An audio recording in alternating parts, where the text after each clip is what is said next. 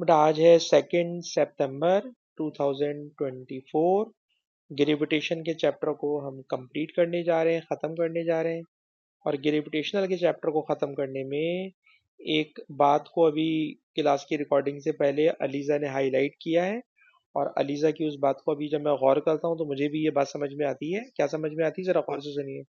जब कोई ऑब्जेक्ट ज़मीन के करीब आ रहा होता है या किसी स्टार या प्लेनेट के करीब आ रहा होता है, तो फॉर एग्जांपल ये इसका इनिशियल पोजीशन है और ये इसकी फाइनल पोजीशन है। तो जब कभी हम चेंज निकालते हैं तो चेंज निकालने का रूल होता है हमेशा फाइनल माइनस इनिशियल।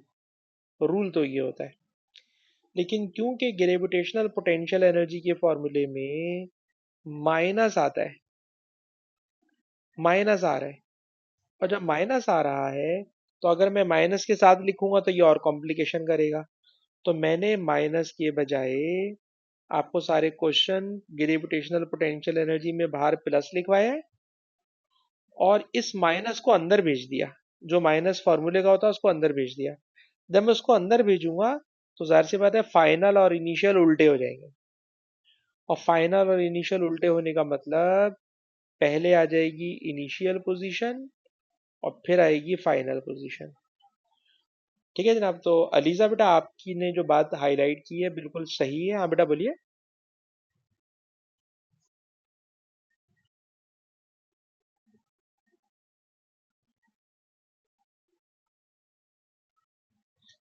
अच्छा तो चले मैं एक बात बताऊं, गलत का लफ्ज हटा लेते। मतलब दोनों सही है, क्योंकि आप देख रहे हैं ना, आपने दोनों को एनालाइज किया हुआ, दोनों में ये आंसर सही आ रहा है। और मेरे भी दिमाग के अंदर जो बात बैठी हुई है उसके अकॉर्डिंगली मुझे ये वाली बात ज्यादा मुनासिब लग रही है कि बाहर वाले माइनस को जब मैं ब्रैकेट के अंदर ले गया तो जो फाइनल माइनस इनिशियल था वो माइनस अंदर गया तो वो उसने बना दिया इनिशियल माइनस फाइनल। तो ज्यादा सेंसेबल बात मुझे ये वाली लग रही है, वरना अब जाहिर सी बात है मैं आपकी एक बात को जस्टिफाई करूंगा यस तो मैं दूसरे वाले में फंस जाऊंगा, और वो दोनों बातें मार्किंग स्कीम में पड़ी हुई हैं। तो हमें बेहतर है कि हम इस वाली बात को यहाँ पे करेक्शन कर लें कि फॉर्मूले में जो बाहर माइनस पड़ा हुआ होता है, जब वो माइनस ब्रैकेट के अंदर जाता है, तो ब्रैकेट के अंदर था फाइनल माइनस इनिशियल, लेकिन जब वो माइनस अंदर गया तो उसने उसको उल्टा कर दिया।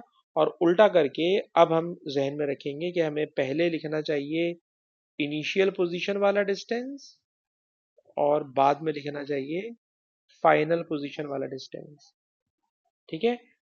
अलीजा किसी एक जगह तो रुकना पड़ेगा ना, वरना दोनों बातों को जस्टिफाई करना तो बड़ा मुश्किल हो जाएगा अलीजा। हाँ किसी एक पे रुकना पड़ेगा हमें, किसी एक पे।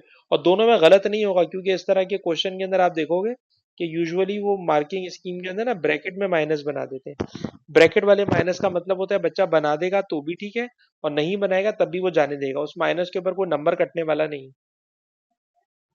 ठीक है बेटा, कोई नंबर नहीं कटेगा, बेफिक्र रहिए। अच्छा, अब हम थोड़ा आगे चलें तो आज की क्लास के अंदर मैंने आपको स्पेशली, मैं सारे क्वेश्चंस को रोल डाउन कर रहा था, और रोल डाउन करते हुए मुझे दो क्वेश्चन ऐसे नजर आए जो मैंने अभी आपको कराना बाकी है। दो हेडिंग्स हैं। एक हेडिंग क्वेश्चन नंबर 5 की है। क्या सर हेडिंग है? भाई हेडिंग ये है कि अभी तक मैंने जो आपको ग्राफ कराए थे वो ग्राफ सिंगल प्लेनेट का होता था या सिंगल स्टार का होता था। ठीक है ना, सिंगल होता था ग्राफ। आज की क्लास के अंदर जो पोटेंशियल का ग्राफ है ये कंबाइंड ग्राफ है। तो अगर आप इसके ऊपर हेडिंग डालना चाहें तो हम इस टॉपिक की हेडिंग आज की क्लास की डाल सकते हैं कि combined graph of potential. Last class तक हमने सिंगल प्लेनेट सिंगल स्टार का पोटेंशियल किया है। आज हम करने जा रहे हैं कंबाइंड ग्राफ ऑफ पोटेंशियल, जिसमें दो प्लेनेट या दो ऑब्जेक्ट होंगे, जैसा कि आपके सामने आ रहा है।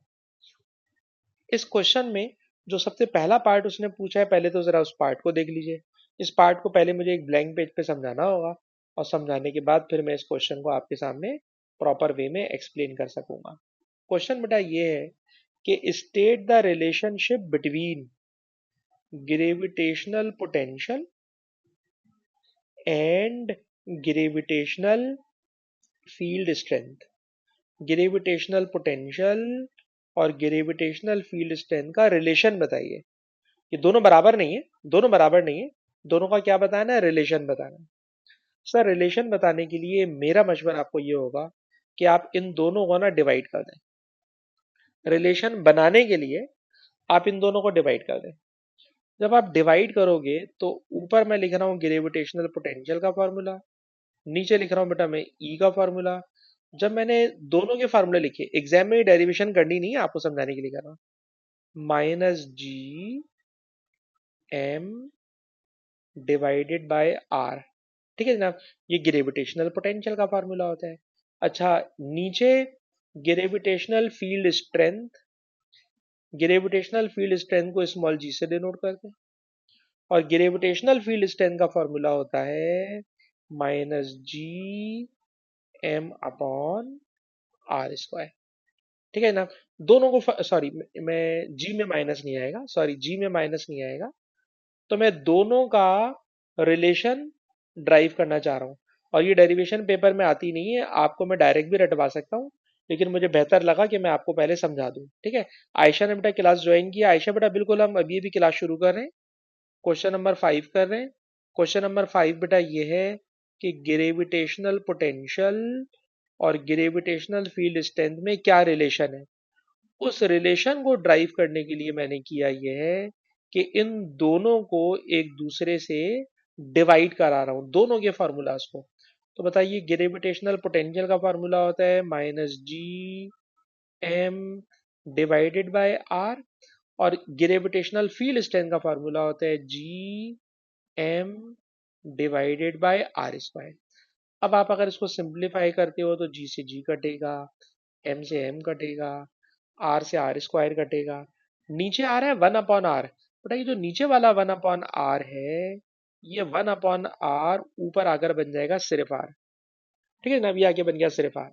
अच्छा, अब मैंने आपसे कहा स्मॉल जी को इधर ले जाओ बेटा, स्मॉल जी को इधर ले आओ, और ग्रेविटेशनल पोटेंशियल को आर से डिवाइड कर दो। और आर से डिवाइड करने के बाद समझाने में आसानी के लिए बोल रहा हूँ कि अगर मैं इसको भी डेल्टा कर दूं और इसको भी डेल्टा कर दूं।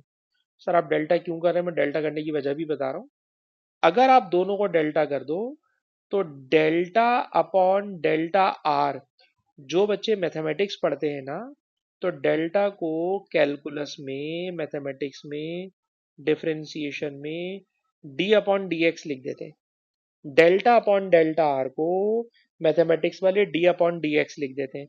इस डी अपॉन डी एक्स का मतलब होता है gradient, D upon D x का मतलब होता है ग्रेडियंट। सवाल सर ये माइनस कहाँ गया, ये माइनस भी इधर मैंने लगा दिया। और जब बेटा मैंने माइनस भी इधर लगा दिया तो आप जरा गौर से सुनिएगा, डी अपॉन डी एक्स यानी delta upon delta R gradient है। और अगर ये ग्रेडियंट है तो जरा वर्डिंग सुनिएगा, नेगेटिव, ये माइनस की साइन है, delta upon delta R gradient है, नेगेटिव ग्रेडियंट किस चीज का, पोटेंशियल का, नेगेटिव ग्रेडियंट पोटेंशियल का, नेगेटिव ग्रेडियंट पोटेंशियल का is gravitational field strength, gravitational field strength. तो ये बेटा आपको रट्टा मारना होगा कि अगर एग्जाम में ये क्वेश्चन आ जाए और आता है, अगर वो आपसे कहे कि बताइए ग्रेविटेशनल फील्ड स्ट्रेंथ और ग्रेविटेशनल पोटेंशियल में क्या रिलेशन है, तो रिलेशन का मैं आपको समझा नहीं रहा, वो तो मैंने ऊपर ऐसी डेरिवेशन की है बिला वजह। डेरिवेशन को छोड़ देता कि आप ये ना बोले सर ये अचानक कहाँ से आ गया। डेरिवेशन मैंने की है, लेकिन वो डेरिवेशन बिला वजह है, उसको छोड़ दीजिए और यूं याद कीजिए कि negative gradient delta upon delta R gradient होता है।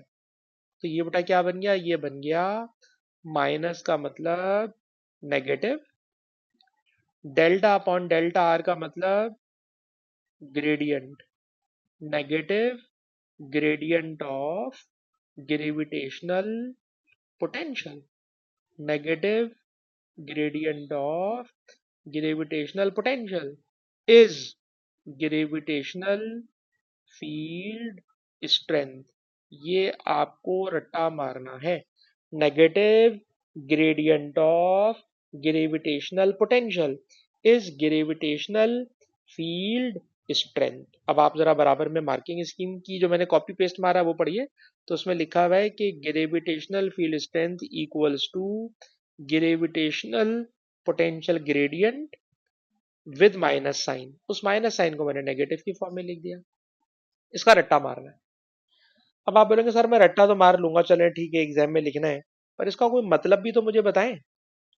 ठीक है रट्टा तो मारना है, पर इसका जरा मतलब तो बताएं, मतलब क्या था। मैं आपको मतलब बताने जा रहा हूँ। मतलब बेटा ये है, जरा सुनिएगा गौर से। अगर आपको पोटेंशियल का ग्राफ दे दे, अगर आपको पोटेंशियल का ग्राफ दे दे, तो पोटेंशियल के ग्राफ का निकालना ग्रेडियंट, पोटेंशियल के ग्राफ का निकालना ग्रेडियंट। तो जो ग्रेडियंट आएगा it will be gravitational field strength, gravitational field strength. यानी पोटेंशियल वाले ग्राफ का अगर आपने निकाला ग्रेडियंट, पोटेंशियल वाले ग्राफ का अगर आपने निकाला ग्रेडियंट, तो ये आपको जी की वैल्यू बता देगा। पोटेंशियल वाले ग्राफ का अगर आपने निकाला ग्रेडियंट, तो ये आपको जी की वैल्यू बता देगा। मैंने एक बात को मेरे ख्याल में 10 मरतबा रिपीट कर लिया है। अरीशा मुझे पता है बहुत अच्छा एक्सप्लेन करती हैं। अरीशा बेटा दोबारा गौर से सुनिएगा, फिर मैं आपसे कहलवाने जा रहा हूँ। क्वेश्चन है, बताइए ग्रेविटेशनल फील्ड स्ट्रेंथ और ग्रेविटेशनल पोटेंशियल में क्या रिलेशन है। जवाब, सर ग्रेविटेशनल पोटेंशियल का ग्राफ दिया हुआ होगा, हम उसका निकालेंगे ग्रेडियंट। जो ग्रेडियंट आएगा it will be gravitational field strength. Arisha बेटा बताइए क्या रिलेशन है ग्रेविटेशनल पोटेंशियल का ग्रेविटेशनल फील्ड स्ट्रेंथ के साथ।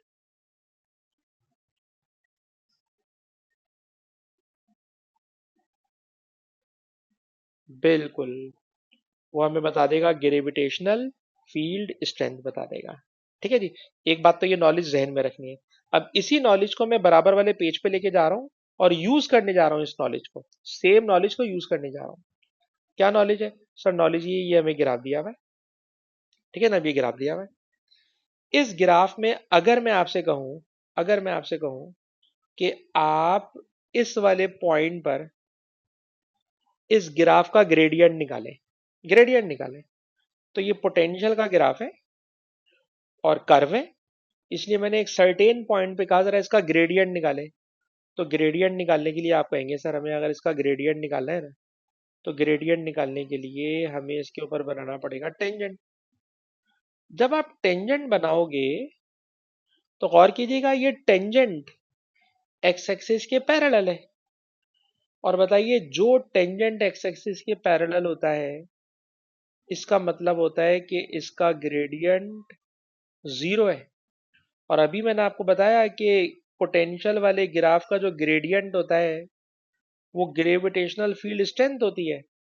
तो क्या आयशा आप मुझे याद दिलाएंगी, लास्ट वीक मैंने पढ़ाया है कि दो प्लेनेट और मून के दरमियान, फॉर एग्जांपल ये जमीन है, ये इसका मून है, इन दोनों के बिटवीन में एक पॉइंट है जहां पे जी की वैल्यू जीरो है।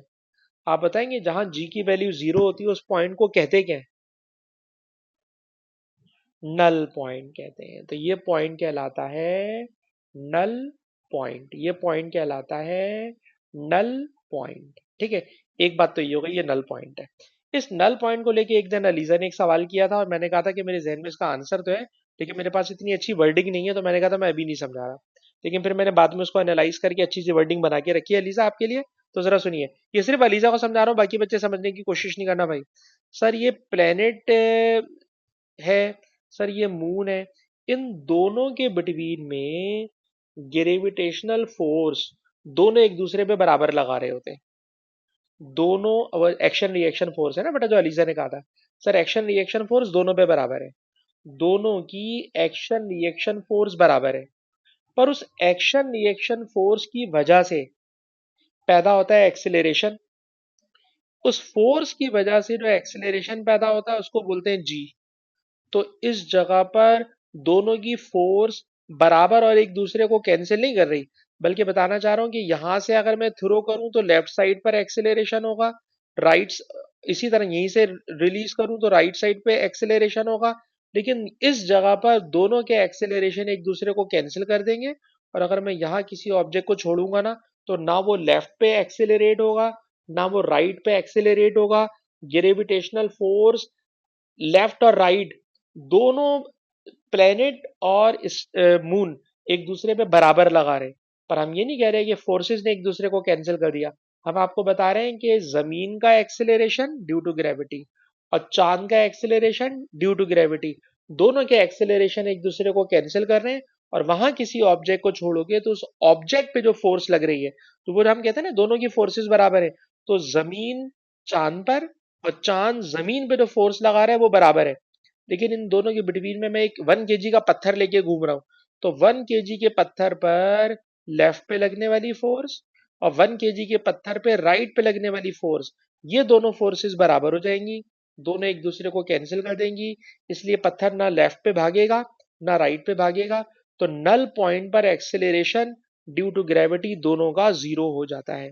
समझ में आ गई तो ठीक, नहीं समझ में आई तो जाने दे। जो असल काम की बात अभी पढ़ाना चाह रहा हूँ बेटा वो ये कि हमें ग्रेविटेशनल पोटेंशियल का ग्राफ दिया हुआ है।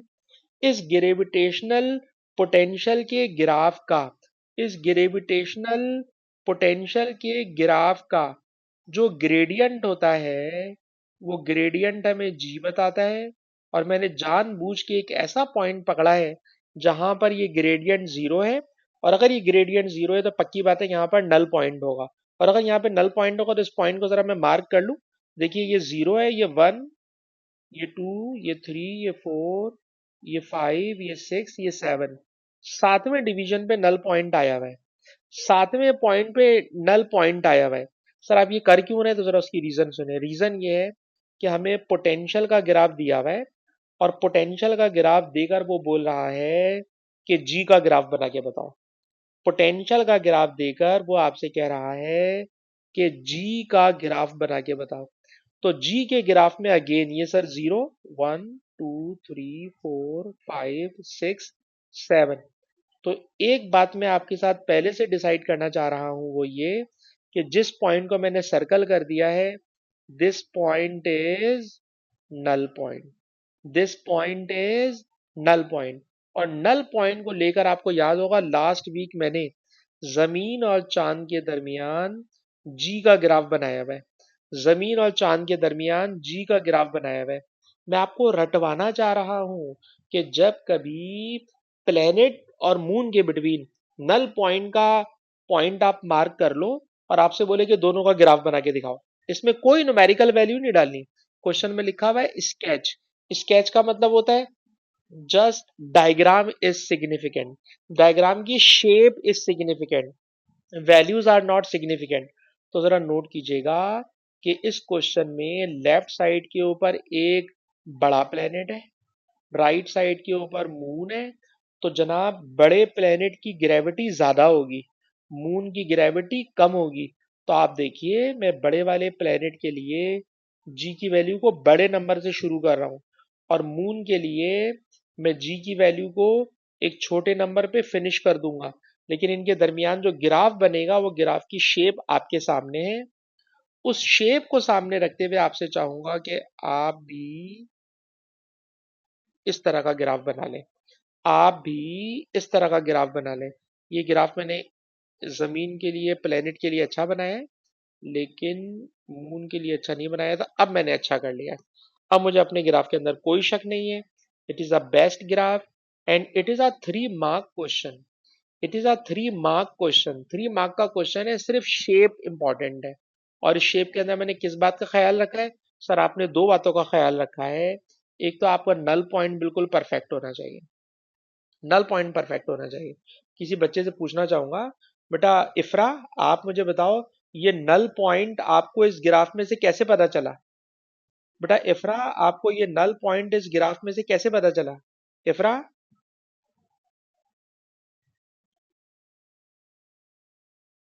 हाँ।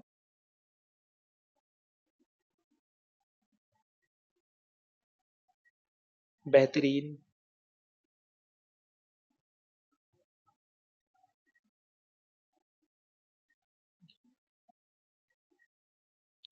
ठीक है जी, और ये जो नल पॉइंट हमने निकाला है जहाँ जी जीरो है, तो ग्राफ की नॉलेज हमारे पास ये वाली ऊपर लिखी हुई थी कि नॉलेज ये है कि अगर हमें पोटेंशियल का ग्राफ दिया हुआ हो और उसका ग्रेडियंट निकालने, तो पोटेंशियल के ग्राफ का ग्रेडियंट हमें बता देता है ग्रेविटेशनल फील्ड स्ट्रेंथ। पोटेंशियल के ग्राफ का ग्रेडियंट हमें बता देता है ग्रेविटेशनल फील्ड स्ट्रेंथ। तो बेटा ये मैंने ग्रेविटेशनल फील्ड स्ट्रेंथ का ग्राफ बना लिया। जिन बच्चों के पास है बेटा पहले बुक में ये ग्राफ बना ले, और जब ग्राफ बना हुआ होगा तो फिर मैं बाकी ऊपर का क्वेश्चन भी आपको एक्सप्लेन करने जा रहा हूँ।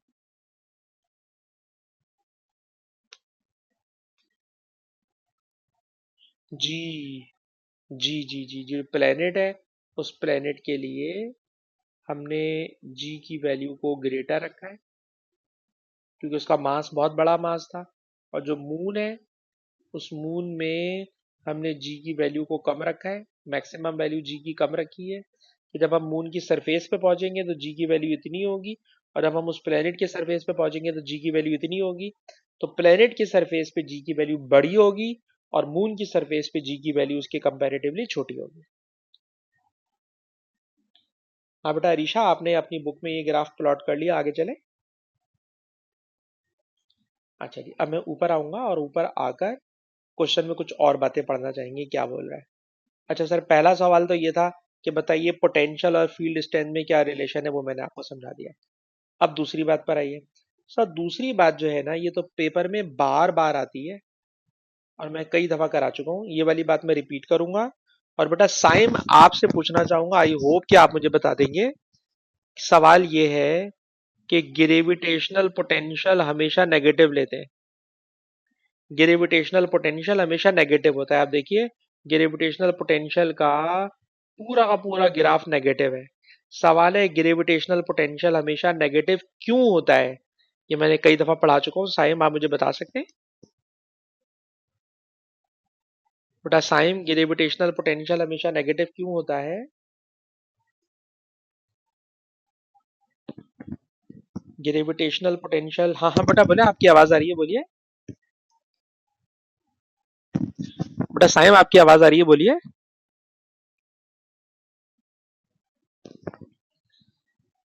अच्छा बेटा आयशा, आपने अगर याद किया हो तो आप बता सकते हैं ग्रेविटेशनल पोटेंशियल हमेशा नेगेटिव क्यों होता है?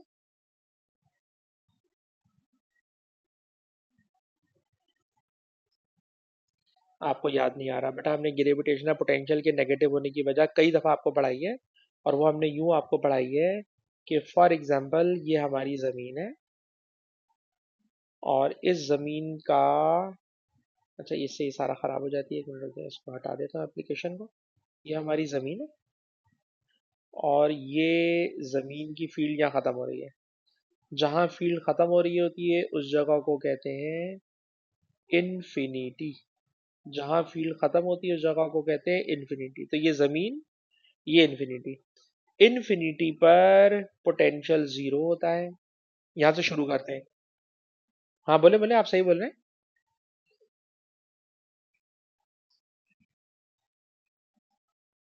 हाँ बिल्कुल सही आपने कहा, बिल्कुल सही आपने कहा कि at infinity gravitational potential is zero as it moves towards the center of planet it decreases. Gravitational field is always attractive. As it moves towards the center it always decrease, so it always negative. Infinity पर आयशा बेटा सुनना, infinity पर potential zero होता है, gravitational force हमेशा attractive होती है। जब हम उसके फेवर में आएंगे तो वो वैल्यू डिक्रीज होगी, अगेंस्ट जाएंगे तो वैल्यू इंक्रीज होगी। जब हम ग्रेविटी के, हाँ, ये वेक्टर क्वांटिटी से तो इसमें कोई सेंस नहीं बनना, वेक्टर वाली तो कोई बात कभी मैंने मार्किंग इसकी में रीड नहीं की। हाँ हमने सिर्फ ये वाली बात हर जगह रीड की और आपको याद कराना चाहेंगे कि इन्फिनिटी पर ग्रेविटेशनल पोटेंशियल जीरो होता है। जब हम और ग्रेविटेशनल फोर्स अट्रैक्टिव होती है। व्हेन ऑब्जेक्ट मूव टुवर्ड्स अर्थ तो इट ऑलवेज डिक्रीज, और डिक्रीज होने की वजह से it is always negative. Decrease होने की वजह से इट इज ऑलवेज नेगेटिव। ठीक है, तो ये वाली बात मैंने कॉपी पेस्ट इसीलिए नहीं मारी क्योंकि मेरे ख्याल है, मेरा ख्याल था कि ये वाली बात बच्चों को याद हो चुकी होगी। और मुझे लगता है कि कल मुझे इसका टेस्ट ले लेना चाहिए। मुझे लगता है कि इसका हमें टेस्ट ले लेना चाहिए कि ग्रेविटेशनल पोटेंशियल, ये ग्रेविटी का चैप्टर खत्म हो गया है। तो मैंने दो टॉपिक आपको अभी उसके बाद पढ़ाए। मैं एक टेस्ट ले चुका हूँ पहले, F G equal to F C का। अब मुझे टेस्ट लेना चाहिए कल ग्रेविटेशनल फील्ड स्ट्रेंथ और ग्रेविटेशनल पोटेंशियल का। ग्रेविटेशनल फील्ड स्ट्रेंथ और ग्रेविटेशनल पोटेंशियल का मुझे टेस्ट करना चाहिए कल, वरना आप लोग याद बात नहीं कर रहे। अच्छा बेटा, दूसरी बात पर आइए। दूसरी बात, जरा दूसरा सवाल इसका मुश्किल है। कह रहे हैं इस ऊपर वाले ग्राफ को देखो, इस ग्राफ को देखो, और इस ग्राफ के अंदर तुम्हें तीन बातें नजर आएंगी। पहली बात, पोटेंशियल नेगेटिव है। कह रहे ये बात तो हमें भी पता है, पोटेंशियल नेगेटिव है, हमें पता है, एग्जामिनर बोला। बोला इसके अलावा दो बातें और बताओ। इसके अलावा दो बातें और बताओ। ग्रेविटेशनल पोटेंशियल का ग्राफ नेगेटिव है, इसके अलावा दो और बातें बताओ जो ऊपर के ग्राफ में नजर आ रही है। तो मैं आपको दो बातें और बताने जा रहा हूं। जरा इन दो बातों को देखिएगा ग्राफ के अंदर। पहली बात तो बेटा, ग्राफ में मुझे ये नजर आ रही है कि प्लेनेट पर पोटेंशियल ज्यादा है और मून पर पोटेंशियल की वैल्यू कम है। प्लेनेट पर पोटेंशियल ज्यादा है, ठीक है जनाब। और मार्किंग स्कीम के अल्फाज मुझे उल्टा बोलने पे मजबूर कर रहे हैं। पता है कैसे? चक्कर ये है कि कोई वैल्यू जितनी ज्यादा नेगेटिव होती है, फॉर एग्जांपल ये वाला नंबर -40 है फॉर एग्जांपल, और ये वाला नंबर -60 है, तो मैं बोलने में गलती कर रहा हूँ सर। 60 नंबर छोटा है क्योंकि माइनस में, और 40 नंबर बड़ा है क्योंकि वो माइनस में है, तो -40 बड़ा है, -60 छोटा है। -60 छोटा है तो लिखा हुआ है पोटेंशियल प्लेनेट पर smaller than potential of moon है। प्लेनेट का पोटेंशियल स्मॉलर है देन ऑफ मून। प्लेनेट का पोटेंशियल स्मॉलर है क्योंकि नेगेटिव में बड़ा नंबर आ रहा है, और नेगेटिव में बड़ा नंबर असल में छोटा होता है। तो प्लेनेट पर पोटेंशियल स्मॉलर है, मून पर पोटेंशियल ज्यादा है। पहली बात हमें ये नजर आ रही है, number one. Number two, magnitude of potential very कर रही है इनवर्सली विद डिस्टेंस। आपको पता है डायरेक्टली प्रोपोर्शनल होता है तो ग्राफ स्ट्रेट लाइन बन रहा होता है, ठीक है ना। जब डायरेक्टली प्रोपोर्शनल हो तो ग्राफ स्ट्रेट लाइन बन रहा होता है, इनवर्सली रिलेशन हो तो ग्राफ की शक्ल यही वाली होती है। तो यही बता रहा है कि पोटेंशियल जो है वो वेरी कर रहा है इनवर्सली विद डिस्टेंस। और आपको वैसे भी पता है कि पोटेंशियल के फॉर्मूले में डिस्टेंस के साथ रिलेशन इनवर्सली है। तो यही बात हमें ग्राफ में भी नजर आ रही है कि मैग्नीट्यूड ऑफ पोटेंशियल वेरी कर रही है इनवर्सली विद डिस्टेंस, ठीक है जी। अच्छा, एक और अजीब सी बात सुनिएगा, अजीब सी आपको सुनने को लगेगी। जिस जगह पर ग्रेविटेशनल फील्ड स्ट्रेंथ जीरो होती है, मैंने याद कराया है उस जगह को कहते हैं नल पॉइंट। नल पॉइंट पर जी जीरो होता है, और याद रखिएगा नल पॉइंट पर पोटेंशियल की वैल्यू मैक्सिमम होती है। नल पॉइंट पर पोटेंशियल की वैल्यू मैक्सिमम होती है। इसकी वजह भी अभी बता देता हूं, वजह भी बता देता हूं, पहले जरा रीड कर लो। कह रहे हैं कि मैक्सिमम पोटेंशियल पॉइंट, जिसको मैंने नल पॉइंट बोला है, ये करीब है चांद के। चांद के करीब है। जरा देखिएगा, ये जो नल पॉइंट है सर, ये नल पॉइंट चांद के करीब है और प्लेनेट से दूर है। नल पॉइंट चांद के करीब है और प्लेनेट से दूर है। और ये जो नल पॉइंट होता है, यहाँ ग्रेविटेशनल फील्ड स्ट्रेंथ जीरो होती है। ग्रेविटेशनल फील्ड स्ट्रेंथ जीरो होती है, पर याद रखिएगा पोटेंशियल यहाँ पर मैक्सिमम होता है। कैसे मैक्सिमम होता है अभी समझाऊंगा, पहले जरा इस वाली बात को कॉपी कर लीजिए। उसने कहा तो दो बातें बताएं, मार्किंग स्कीम से मैंने तीन बातें कॉपी पेस्ट मारी और तीनों बातें समझा दी है कि प्लेनेट पर पोटेंशियल कम है, -60 ऐसे नंबर लिख रहा हूं, ये कम पोटेंशियल है, और -40 ज्यादा पोटेंशियल है। तो प्लेनेट का पोटेंशियल कम, मून का पोटेंशियल ज्यादा है, number one. Number two, graph की शक्ल बता रही है कि पोटेंशियल वेरी कर रहा है inversely. Number three, maximum potential वाला पॉइंट, जो मैक्सिमम पोटेंशियल वाला पॉइंट होता है, it is called null point. जो मैक्सिमम पोटेंशियल वाला पॉइंट होता है it is called null point. ठीक है जी। अब आप कहेंगे सर प्रूफ करें कि नल पॉइंट के ऊपर पोटेंशियल मैक्सिमम होता है, इस बात का क्या मतलब है? तो मैं आपको बताने जा रहा हूँ, अगर आप लोग कॉपी कर चुके हो तो जरा सुने। कहते हैं सर जो ग्रेविटेशनल फील्ड स्ट्रेंथ है ना, ये वेक्टर क्वांटिटी है। और अब ये वेक्टर क्वांटिटी है, तो जब कभी इसका टोटल निकालना हो तो डायरेक्शन देखते हैं। नल पॉइंट पर एक जी, प्लेनेट का जी लेफ्ट साइड पर होगा और मून का जी राइट साइड पे होगा। अपोजिट डायरेक्शन में दे कैंसिल आउट ईच अदर।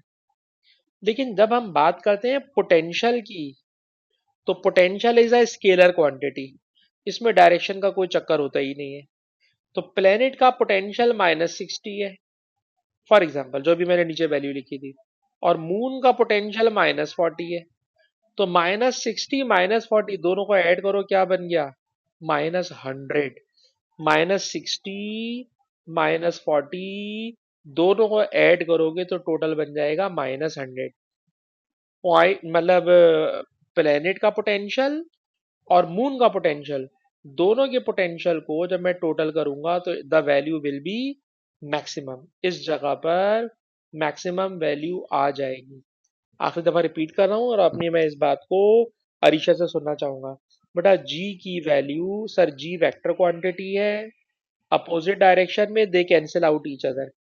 लेकिन पोटेंशियल स्केलर क्वांटिटी है। एक नंबर फॉर एग्जांपल -50 का है, दूसरा नंबर अगर -40 का है, तो दोनों ऐड होकर रिजल्ट हमेशा मैक्सिमम बना देंगे। तो जिस जगह पर ग्रेविटी जीरो होती है, जिस जगह पे नल पॉइंट होता है, सर नल पॉइंट वाली जगह पर पोटेंशियल मैक्सिमम होता है। तो ये टॉपिक बेटा कंप्लीट हो गया। इस क्वेश्चन का नाम था combined graph of potential. Combined graph of potential, दो ऑब्जेक्ट्स के बिटवीन रीजन में कंबाइंड पोटेंशियल का ग्राफ। ये क्वेश्चन मेरा कंप्लीट हो गया। अब इस चैप्टर में रह गया क्या? एक आखिरी टॉपिक रह गया। इस आखिरी टॉपिक को मैं हेडिंग वाइज जब पढ़ाता हूँ तो उसको मैं हाँ बेटा बोले। हाँ हाँ। तो कम होने का मतलब ये है कि जब हम दो चीजों को कंपेयर करते हैं तो उसमें से पूछ सकते हैं कि बताइए कौन सी वैल्यू मैक्सिमम है, मतलब कौन सी वैल्यू बड़ी है, कौन सी वैल्यू छोटी है। तो बड़ी और छोटी के अंदर मुझे ये कहना पड़ गया, बड़ी और छोटी में मुझे ये कहना पड़ गया कि ये वैल्यू छोटी है और ये वैल्यू बड़ी है। ठीक है, ये वैल्यू छोटी है और ये वैल्यू बड़ी है। लेकिन अब मैं इन दोनों को सॉल्व करता हूँ तो नंबर आ जाता है -100। तो ये जो -100 नंबर है, ये मार्किंग स्कीम बोल रही है कि ये -100 नंबर को बोलिएगा it is maximum potential, point of maximum potential. Marking इसकी बोल रही है। मैं आपकी बात समझ रहा हूँ कि -100 तो फिर से -40 -60 इन दोनों से भी छोटा हो गया। तो छोटा तो हो गया, लेकिन ये इन दोनों का कंबाइंड इफेक्ट है। और इसके लिए आपको याद करवा रहा है वो लफ्ज कि जो नल पॉइंट होता है वहां जी जीरो होता है और वहां पोटेंशियल की वैल्यू मैक्सिमम होती है। नेगेटिव होगी पर उसकी वैल्यू मैक्सिमम होगी। छोटी बड़ी नहीं बोल रहा, वो बोल रहा है जो वैल्यू होगी वो मैक्सिमम वैल्यू होगी। तो हाँ अलीजा बेटा, इसको याद करना होगा। मैं आपकी बात समझ रहा हूँ कि -100 तो इससे भी छोटा नंबर हो गया, लेकिन छोटे के बजाय मार्किंग स्कीम में वो टर्म पढ़ा रहा है कि it will be maximum potential. तो नल पॉइंट जहां जी जीरो होता है वहां पोटेंशियल मैक्सिमम होता है और पोटेंशियल की नेगेटिव वैल्यू मैक्सिमम वैल्यू को शो करेगी। अच्छा जी, अब आखिरी हेडिंग रह गई है, that is called escape velocity. और स्केप वेलोसिटी के लिए क्वेश्चन नंबर 22 पर पहुंचिएगा। बेटा क्वेश्चन नंबर 22 पे पहुंचिएगा। क्वेश्चन नंबर 22 आखिरी हेडिंग है। इस हेडिंग को कहते हैं स्केप वेलोसिटी। स्केप वेलोसिटी की थोड़ी सी थ्योरी पहले एक रफ पेज पे समझा दूं, फिर मैं इस जगह पे वापस आना चाहूंगा। स्केप वेलोसिटी क्या चीज होती है तो जरा सुनिए। सर स्केप वेलोसिटी का चक्कर ये है कि फॉर एग्जांपल मैं जमीन पे खड़ा हूं और जमीन की ये ग्रेविटेशनल फील्ड यहाँ पे खत्म हो रही है। मेरे हाथ में एक पत्थर है, इस पत्थर को मैं थ्रो करना चाहता हूँ, इतनी जोर से थ्रो करना चाहता हूँ कि ये पत्थर अर्थ की ग्रेविटेशनल फील्ड से बाहर निकल जाए। मैं एक पत्थर को थ्रो करना चाहता हूं और इतनी जोर से थ्रो करना चाहता हूं कि ये पत्थर अर्थ की ग्रेविटेशनल फील्ड से बाहर निकल जाए। ठीक है जनाब। तो जितनी वेलोसिटी से मैं थ्रो करूंगा उसी वेलोसिटी का नाम होगा एस्केप वेलोसिटी। अब सवाल ये पैदा होता है कि जब आप सर इसको ऊपर थ्रो करते हैं तो कौन सी एनर्जी देंगे? तो ऑब्वियसली बेटा मैं इसको काइनेटिक एनर्जी दूंगा। थ्रो करने के लिए मैं इसको काइनेटिक एनर्जी से थ्रो करूंगा और ये काइनेटिक एनर्जी इसको ऊपर ले जाना चाहेगी। सर कौन इसे ऊपर जाने से रोकेगा? सर अर्थ की ग्रेविटेशनल फोर्स इसे रोकेगी। अर्थ की ग्रेविटेशनल पोटेंशियल एनर्जी इसे रोकेगी। ठीक है जनाब। तो जो वेलोसिटी मैं दे रहा हूं मैं इसको काइनेटिक एनर्जी प्रोवाइड कर रहा हूं। अर्थ की gravitational force gravitational potential energy इसको रोकने की कोशिश कर रही है। ठीक है जनाब। तो हम इसके वेलोसिटी का कभी भी सवाल हो तो दोनों को इक्वेट कर दो और इक्वेट करने के बाद वेलोसिटी को सब्जेक्ट बना लो। और जब आप वेलोसिटी को सब्जेक्ट बनाओगे तो आप देखिए ये वाला 2 वहां जाके मल्टीप्लाई 2 होगा, ये वाला स्क्वायर वहां जाके अंडर रूट बनेगा और इस तरह ये वेलोसिटी बन जाएगी इक्वेशन ऑफ एस्केप वेलोसिटी। तो आप चाहे, हाँ बोले बोले बोले। भाई अगर माइनस में लगा देंगे तो फिर स्क्वायर का अंडर रूट फंस जाएगा ना बेटा। स्क्वायर का फिर तो अंडर रूट फंस जाएगा, फिर तो आप निकाल ही नहीं सकते। ठीक है। और कभी भी मतलब वेलोसिटी स्क्वायर हो लेफ्ट साइड पे तो राइट साइड पे नंबर पॉजिटिव ही रखना पड़ेगा बेटा। ठीक है। तो इस वेलोसिटी को हम लोग कह देते हैं स्केप वेलोसिटी। और स्केप वेलोसिटी में जो आर होता है, आर हमेशा अर्थ के सेंटर से डिस्टेंस होता है। पोटेंशियल के टॉपिक में डिस्टेंस हमेशा अर्थ के सेंटर से ही लेते हैं। तो अब अगर आपको ये फॉर्मूला आता हो तो ऑब्वियसली अब हम इस क्वेश्चन को आराम से निपटा सकते हैं। ऑल्दो के ऊपर के दो पार्ट बाकी हैं। कह रहे हैं जनाब ये मून है, चांद है, इस चांद के ऊपर हमने आपको पहुंचा दिया है। आप चांद को देखने के बजाय आप चांद पर खड़े होकर एक पत्थर को ऊपर थ्रो कर रहे हैं। ठीक है जनाब। हमने आपको पहुंचाया चांद पर लेकिन आप चांद को देखने के बजाय चांद पे से पत्थर उछाल रहे हैं। तो कह रहे हैं एक आपने पत्थर को उछाला ऊपर की तरफ चांद से, और जब आपने उछाला तो उसकी वेलोसिटी थी 2.8 किलोमीटर पर सेकेंड। आपने चांद की सरफेस से पत्थर को उछाला, आपने उसको वेलोसिटी दे दी 2.8 मीटर पर सेकेंड। क्वेश्चन ये है कि जनाब मून के ऊपर खुद बता रहे हैं कि एयर नहीं है। आपने बताना है कि इतनी वेलोसिटी से जब मैं इसको थ्रो करूंगा तो पत्थर चांद की फील्ड से बाहर निकल जाएगा या पत्थर चांद के ऊपर वापस आ जाएगा। तो मैं बेटा करूंगा ये कि इसकी कैलकुलेट करूंगा एस्केप वेलोसिटी। एस्केप वेलोसिटी का फॉर्मूला होता है 2 जी एम के अंदर मून का मास आएगा जो कि 7.4 एक्सपोनेंट 22 kg है और डिवाइडेड बाय अर्थ का डायमीटर दिया, सॉरी मून का डायमीटर दिया हुआ है। डायमीटर को सर 2 से डिवाइड कर ले तो रेडियस बन जाएगा 1.7 एक्सपोनेंट 3 और किलोमीटर का एक्सपोनेंट 3। तो दोनों को मिला के सर एक्सपोनेंट 6 कर दें। इससे आप निकालेंगे एस्केप वेलोसिटी। अगर वो वैल्यू इससे कम आई तो इसका मतलब है पत्थर एस्केप नहीं कर पाएगा। इससे कम आई तो पत्थर एस्केप नहीं कर पाएगा और अगर इससे ज्यादा आ गई तो इसका मतलब है कि पत्थर एस्केप कर जाएगा। तो इन्होंने लिखा हुआ है कि हमने पत्थर को 2.8 से थ्रो किया है। आपने इसको कैलकुलेट करना है और मुझे इसका आंसर मैं मार्किंग इसी में देखूं तो लिखा हुआ है 2.4 किलोमीटर पर सेकेंड आ रहा है। तो अगर 2.4 किलोमीटर पर सेकेंड आ रहा है तो आपको रिक्वायरमेंट है इतनी रिक्वायरमेंट है और पत्थर को फेंका आपने 2.8 से, तो जाहिर सी बात है ये पत्थर मून की ग्रेविटेशनल फील्ड से बाहर निकल जाएगा। ठीक है जी, मून की ग्रेविटेशनल फील्ड में से बाहर निकल जाएगा।